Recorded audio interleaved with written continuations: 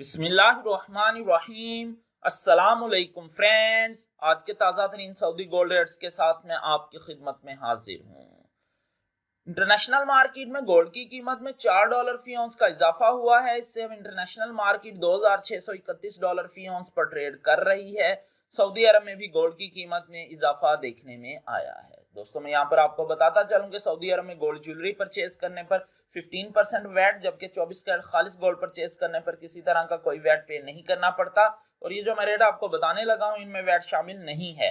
VAT is not included in these rates. आज Saudi Arab में फी औंस सोने की कीमत है 9,866 रियाल 25 हलाले फी किलोग्राम, यानी 1 kg सोने की कीमत है 3,17,243 रियाल।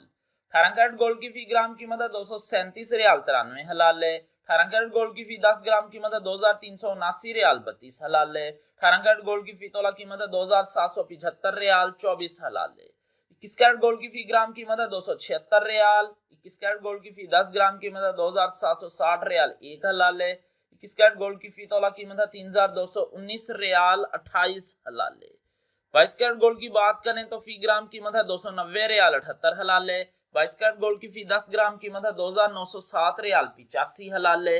22 कैरेट गोल्ड की फी तोला कीमत है 3,391 रियाल 71 हलाले। 24 कैरेट गोल्ड की फी ग्राम कीमत है 317 रियाल 24 हलाले।